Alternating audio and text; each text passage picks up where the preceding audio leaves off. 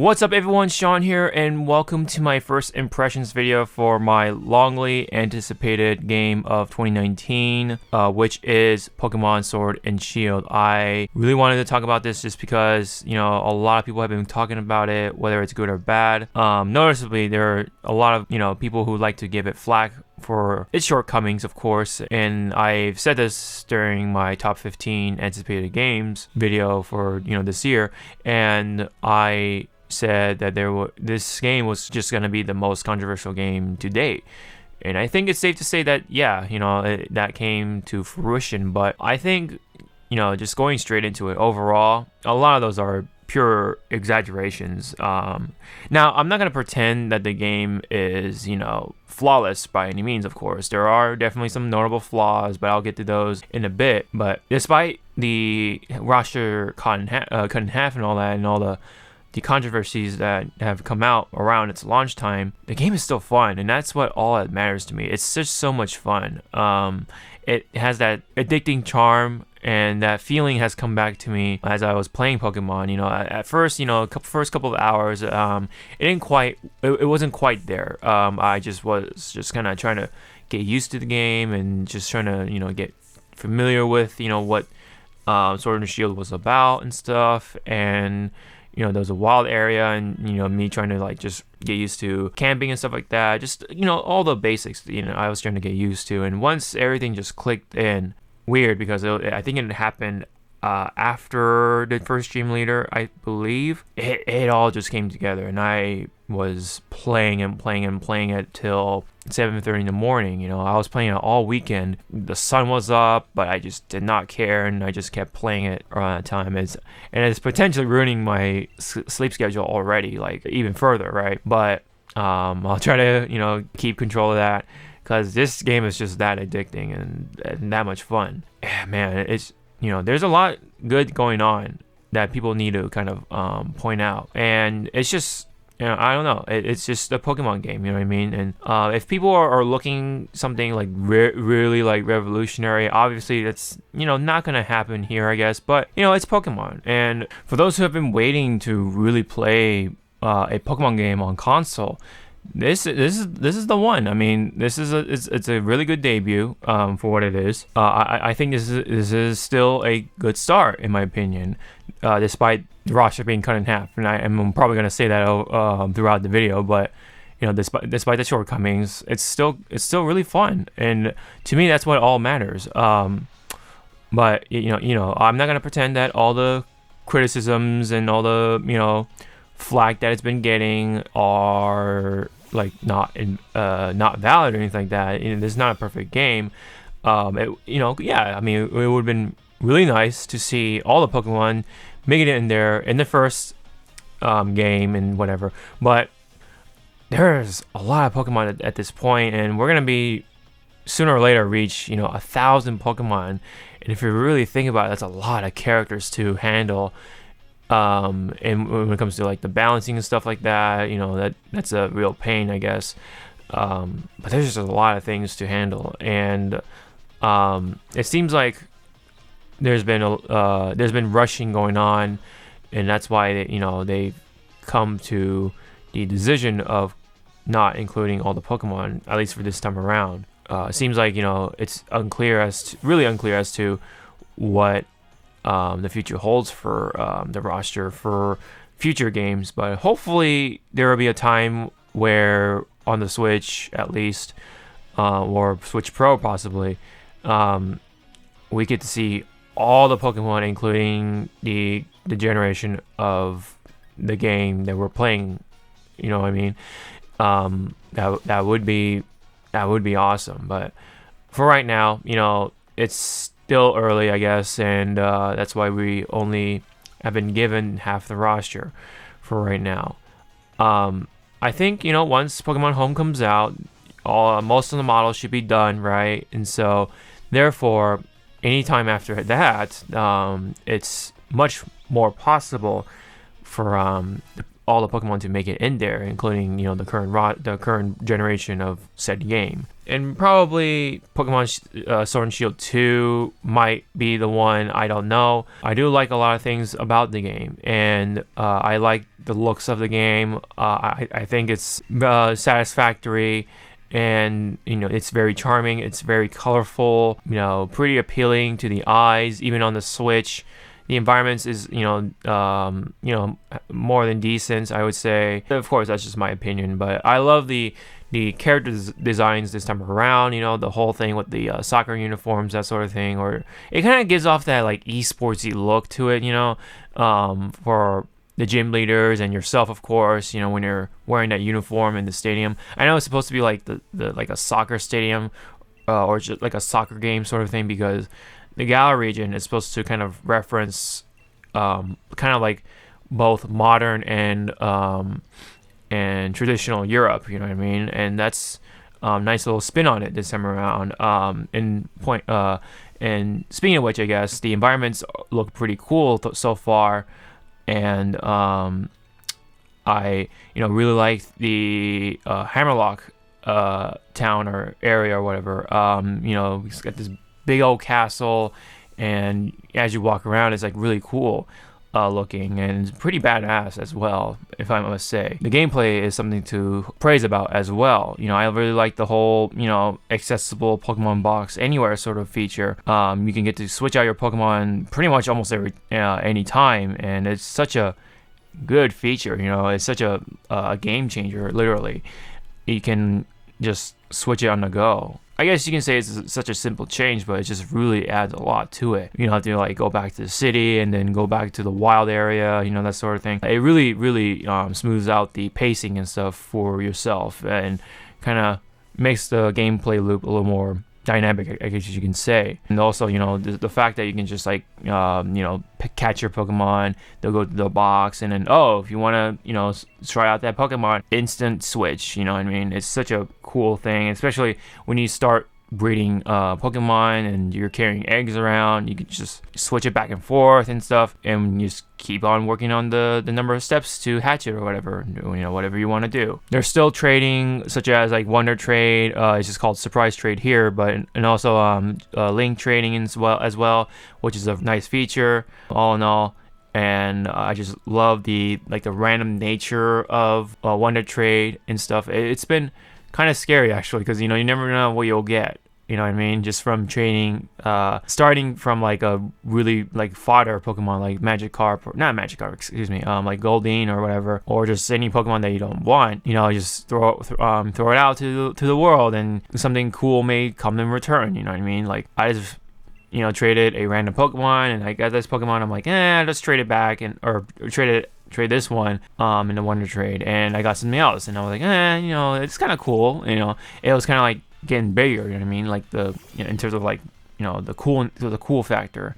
And then I got a Axew, I think it's how it's pronounced, or Kibago in Japanese, and I got that Pokemon like early on in the game. I'm like, whoa. Unfortunately, I wasn't able to change the nickname on that one, but so that's why I kind of just keep it just for the sake of things. And I just caught the one in the wild, so problem solved. So I'm just gonna just level that one up, and I'll probably give that one away and you want to trade the next time I get on. Another neat little addition to the game is the Pokejobs or whatever. They're essentially act like scout missions for those who play mobile games that have gotcha elements to it. And what happens is they'll come back with a lot of experience, or a good number of experience. You can like set it to like a short amount of time, long time, very long time, and then there's 12, and I think there's 12, and then there's definitely 24 hours. So for the entire day, you can just put them on the Pokejob, and they'll level up as is. So that's pretty cool in my eyes.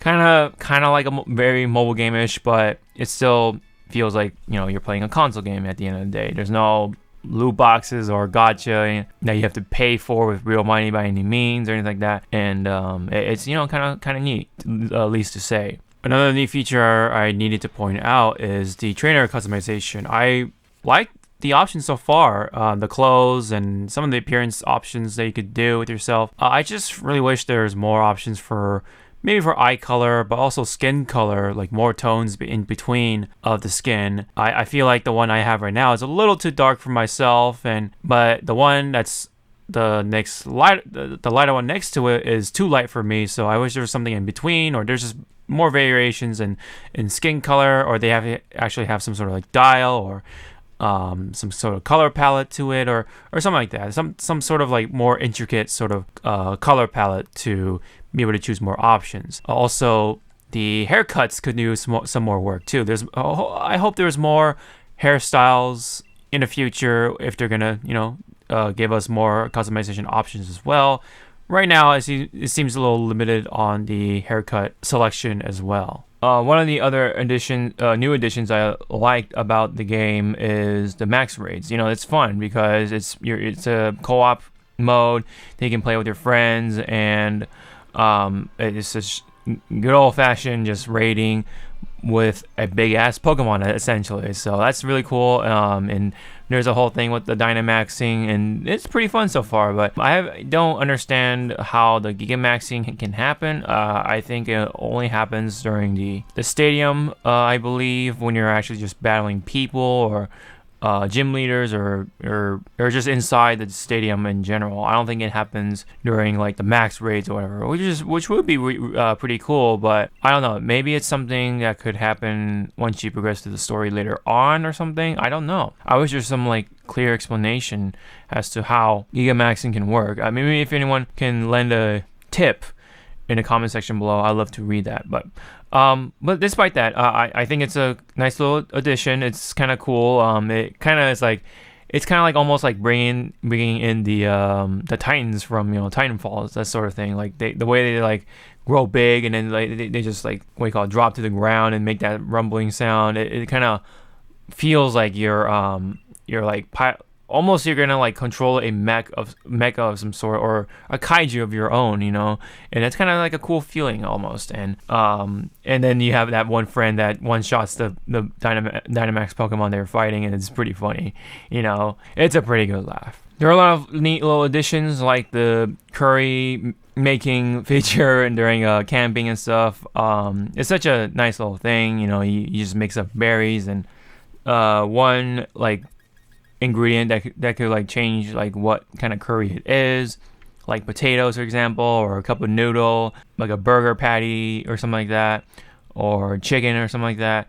And so on and so forth. And that's a nice little feature. And whenever you're a trainer and that Pokemon, your Pokemon, the party leader, each with you, it's just very charming as well. I just love those little things. And the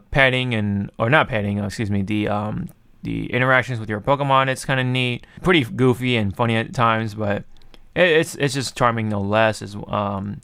I just wish there was petting in the game somehow. Like, I know it's kind of a hard feature to do, but there was that feature in Pokemon Go or Pokemon Let's Go Pikachu and Eevee, and I wish that was a thing. But there's a lot of Pokemon in the anime, and there's a lot of Pokemon already in the game, like 400 at least. And I know people are gonna say, oh, this the roster got cut in half, blah blah blah. But there are just a lot more things to like about the game. But I would like to kind of at least address these things that I would like to complain about. And first off, I'm not gonna pretend, if I haven't made this clear already, I'm not gonna pretend that the game is all fun and all go and by any means.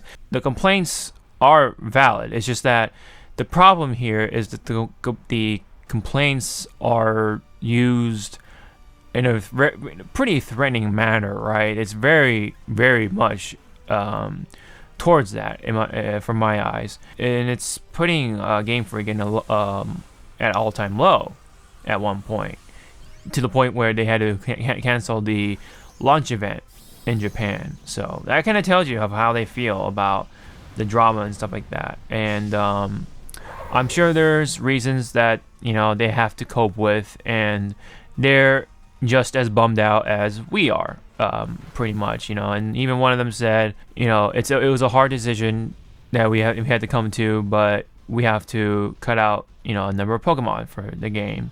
And I know there's the whole thing with Game Freak lied and the models are there, but I said this in the podcast, but you just never know. And the internet can be a dark place, and also be a place where a lot of things happen, including essentially creating fake evidence. You know what I mean? Those models, they could have claimed that there was data mined straight from the game, that sort of thing. And for all we know, they could be fake, and I think it's just more fuel to the fire, and an excuse for them to yell at Game Freak in a non-constructive manner. For those who critique about it, they're valid. You know what I mean? The half the roster, that sucks to hear. But for what it is, though, it's still a fun game. But other features I would like to complain about is when you're trying to fire up a max raid with your friends and you just happen to be doing something, the online menu doesn't update, and therefore the invitation doesn't appear in the menu. So even if you hit that refresh button once, I think that needs to be fixed. Absolutely. You should be okay with being on the menu and doing some adjustments or whatever, or just having some random exchange of dialogue, and then the invitation should still appear. But right now it doesn't. It's not exactly like ironed out or anything like that. That needs to be looked at. And also there's a huge problem right now with the autosave corruption.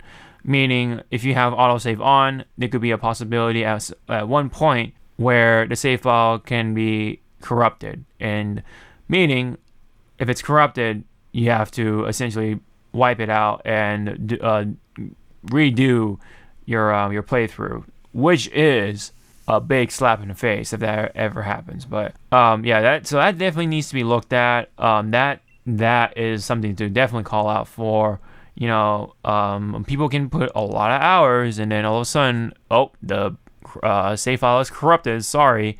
So that is definitely a huge problem that needs to be looked at. So, but really, other than that, I don't see any other problems that really come to mind other than the roster, the autosave corruption, and the issues for the menu when it comes to doing anything max raid related. You know what I mean? So I would have back on the max raid problem, me and my friends would have to actually be doing nothing before the invitation is posted or whatever.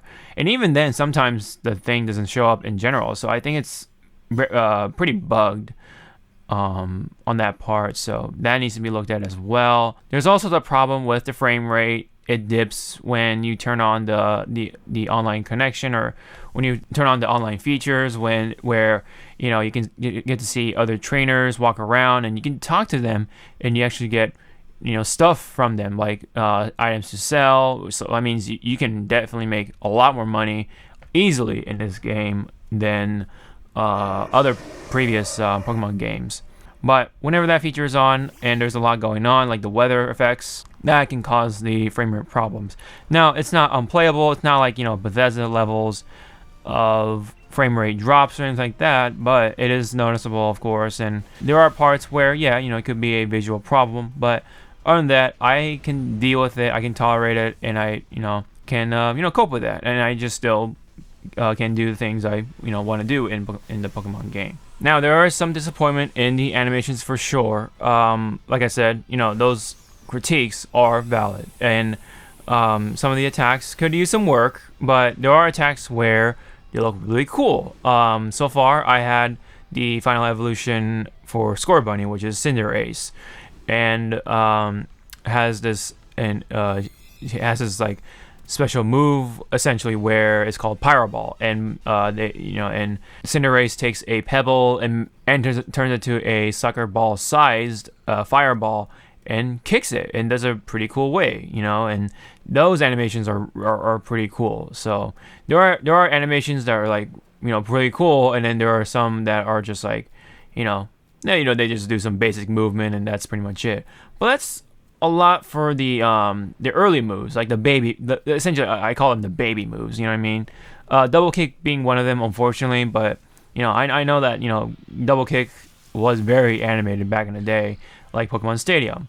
Now, yeah, I don't understand why they don't take that animation rig and then throw it onto the newer models today. But I'm not a game developer, and therefore I don't know a lot of how a lot of things work. So it's not. I guess it's not just simple as taking this rig and then just slapping it into this model, whatever. I think there's a lot more than that, and that's where the problem lies too. Like, just people, a lot of people in general, just are yelling at Game Freak, and a lot of people just don't know how game development works, or they just don't understand what happens behind the scenes, and that's the majority of the people. There are a few people that probably know how development works, and they've done some 3D animations themselves, but I think still at the end of the day, it's still different, you know what I mean? And that's just animation, or like an animation for like a short, you know what I mean? But I don't know. There's also the that weird Chinese game that was on mobile, and then those attacks are like really animated and stuff like that. But we didn't get to see all those moves, or we didn't get to see all the Pokemon doing really cool looking moves. That's probably an exaggeration as well. And so point being, I don't know how things work when it comes to game development, so I'm not gonna give them too much flack for the animations. There's a lot of Pokemon, there's a lot of moves as well. We can't forget that as well, and I guess there's a balancing thing going on. So there's a lot going on. There's a lot of factors as well as to why this happened or that happened, and I don't want to dive into that too much. Back to here.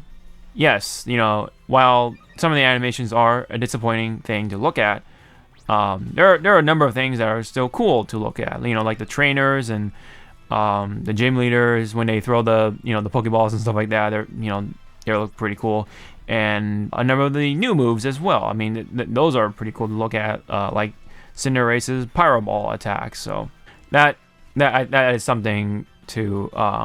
So that's pretty much all I got.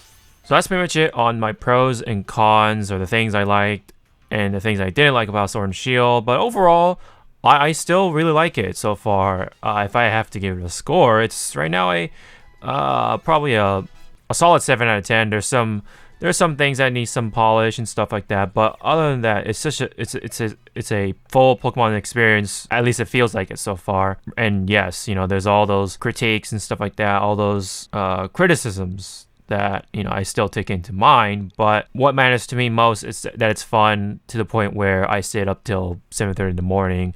It still has that addicting gameplay, despite the roster being cut in half and stuff. And let me as much as I did say, we may see updates for future games, and we may see a point where we may see all the Pokemon in one game or whatever, but let me take this to another direction, like to almost like a counter sort of point to it, or an alternate view, if you will. So Pokemon seems to be like, in some sense, like a fighting game nowadays. How they treat their characters, right?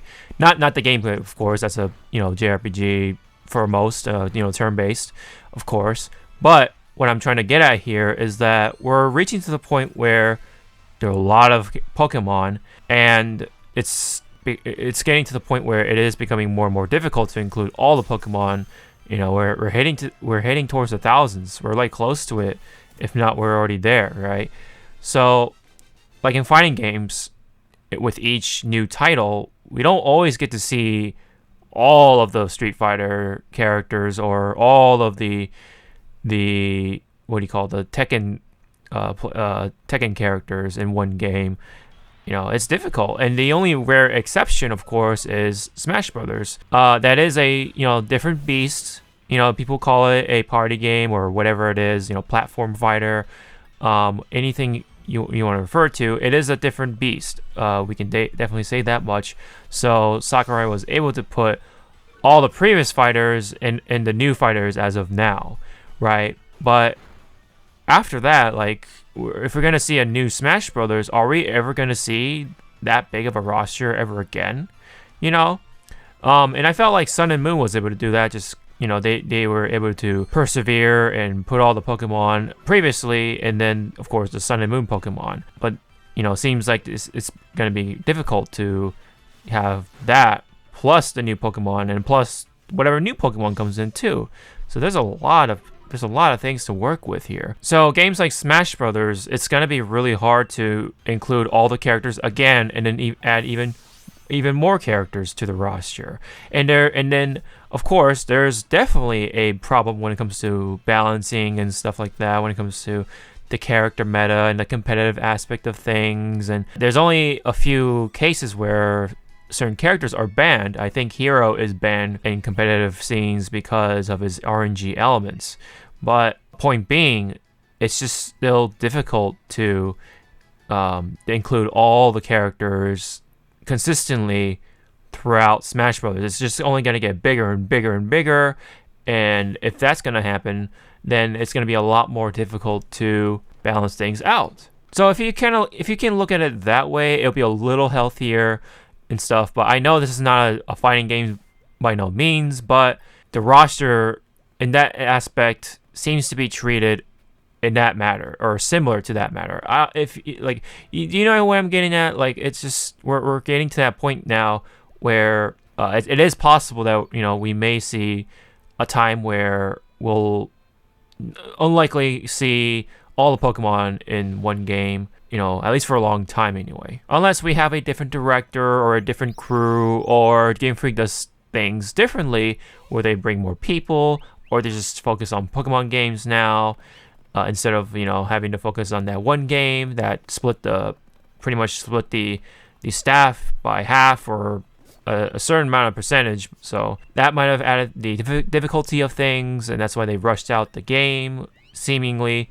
But point being, the roster may be looked at or treated like how fighting games are treated when it comes to character rosters. So that that could be a point, but that's just my little observation / theory / whatever it is before I wrap things up here. And also, I do want to say this. I think if you're really going to, provide your own opinion or critique, or flack or whatever, you got to do it in a constructive manner. As much valid those opinions are, that doesn't give you the right to be angry and threatening towards the developers, in this case, Game Freak here, so that, if you want something to happen, one, you don't have to buy it. Two, you provide a very, constructive, body of criticism.